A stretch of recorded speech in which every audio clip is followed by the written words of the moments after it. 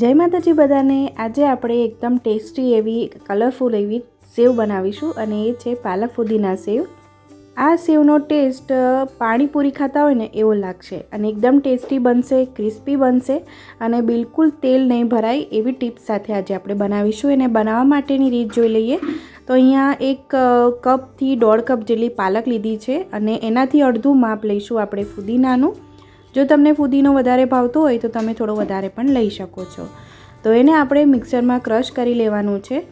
તો અહીંયા આગળ હું બધી પાલક નથી કરતી, થોડી પાલક બાકી રાખું છું અને પછી બીજી વખત ક્રશ કરીશ।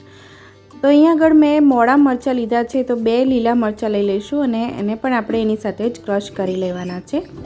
તો આ સેવનો પાણીપુરી જો ટેસ્ટ આપવા માટે મેં અહીંયા આગળ લીધો છે ચાટ મસાલો। તમે પાણીપુરી મસાલો પણ લઈ શકો છો। તો 1/2 ટેબલસ્પૂન જેટલો આપણે ચાટ મસાલો લઈશું। 1/2 ટીસ્પૂન જેટલું સ્વાદ મુજબ મીઠું લેવાનું છે અથવા તો તમે 1 ટીસ્પૂન જેટલું લઈ શકો છો।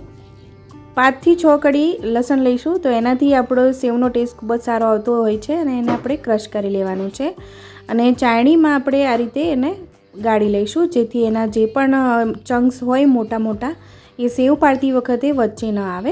તો આ એક ઇમ્પોર્ટન્ટ સ્ટેપ છે, તમે બિલકુલ સ્કીપ ન કરતા, એને ગાળીને જ લેજો। તો જે આ વધારાનો જે ચંક્સ રહી ગયા છે એને આપણે કાઢી લેવાના છે।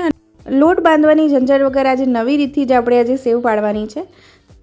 તો પાલક ફુદીનાની પ્યોરીમાં આપણે 2 કપ બેસન લેવાનો છે, તમે ચણાનો લોટ પણ લઈ શકો છો। અહીંયા મેં બેસન લીધો છે। તો હવે આપણે જે મેં થોડી બાકી રાખી હતી ને પાલક, એ પણ મેં ક્રશ કરીને એની અંદર એડ કરી દીધી છે। ટોટલ મેં 1 કપથી 1.5 કપ જેટલી પાલક લઈને એનું અડધું માપ આપણે ફુદીનાનું કરીશું। તો ચમચીની મદદથી જ આ રીતે આપણે હલાવી લેવાનું છે અને આ રીતનું આપણે લોટ ચમચીની મદદથી જ બંધાઈ જશે, બિલકુલ હાથ આપણો બગડશે નહીં અને આ રીતના આપણે જાડાઈ રાખવાની છે। આનાથી આપણે સેવ પાડીશું ને તો ખરેખર ક્રિસ્પી બનશે અને બિલકુલ તેલ નહીં ભરાય। જે 2 પ્રકારની જાળી આવે છે એમાં મેં ઝીણી આવે છે એ લીધી છે અને સંચામાં હવે આપણે ચમચાની મદદથી જ લોટ અંદર એડ કરી દેવાનો છે। મિત્રો, તમે મારો વિડીયો કયા શહેર અને કયા દેશમાંથી જોઈ રહ્યા છો મને કમેન્ટમાં ચોક્કસ જણાવજો, જેથી હું તમને થેન્ક યુ કહી શકું। તો બીજી બાજુ મેં અહીંયા તેલ ગરમ કરવા કઢાઈમાં મૂકી દીધું છે અને હવે આપણે સંચાને બંધ કરતી વખતે પાછળના ભાગમાં પણ થોડું તેલ લગાડી દઈશું, જેથી આપણો લોટ બહાર ન નીકળે। તો તેલ અહીંયા ગરમ થઈ ગયું છે અને હવે આપણે એકદમ medium two fast gas flame રાખીને જ આપણે સેવને પાડવાની છે, જેથી આપણી સેવમાં તેલ ના ભરાય।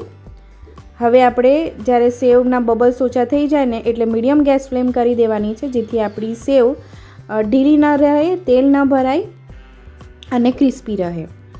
તો હવે આપણે બીજી બાજુ ફેરવી લઈશું। એક બાજુ આપણી સરસ એવી કડક થઈ ગઈ છે અને હવે બીજી બાજુ ફેરવી લેવાની છે। બીજી બાજુ પણ થોડુંક બબલ્સ ઓછા થઈ જાય એટલે આપણી સેવ તૈયાર થઈ જશે। તમે જોઈ શકો છો એનો કલર કેટલો સરસ આવ્યો છે। એવી જ રીતે આપણે બીજી બેચ પણ તૈયાર કરી લઈશું। આ ટાઈમે જ્યારે પાડીએ ત્યારે ગેસ ફાસ્ટ કરી દેવાનો છે અને જેવા બબલ્સ થોડા બેસે એટલે મીડિયમ ગેસ ફ્લેમ કરીશું, જેથી આપણી સેવમાં તેલ ઓછું ભરાય, તેલવાળી આપણી સેવ ન લાગે અને એકદમ ડ્રાય લાગે। આ જ રીતે આપણે બધી સેવ તૈયાર કરી લઈશું। તમે પાલકની સાથે તમે થોડોક પાઉંભાજીનો મસાલો પણ એડ કરી શકો છો, એનાથી પણ ખૂબ જ ટેસ્ટ સારો લાગે છે। અને જો તમારે ઝીણી સેવ ન પાડવી હોય તો જાડી સેવ પણ તમે પાડી શકો છો। જો જાડી સેવ પાડતા હોય ને તો થોડોક 1/2 ટીસ્પૂન જેટલો અજમો પણ તમે એડ કરી શકો છો। તો તમે જોઈ શકો છો એકદમ સરસ એવી દેખાવમાં કેટલી સરસ લાગે છે અને હું તમને ભાગીને પણ બતાવું, ખૂબ જ એવી ક્રિસ્પી બનશે, ટેસ્ટી બનશે। એકવાર ચોક્કસ ટ્રાય કરવા જેવી આ સેવ તમે બનાવશો ને તો બાળકોથી લઈને મોટાઓને ખૂબ જ ભાવશે। એકવાર ચોક્કસ ટ્રાય કરજો। આવજો।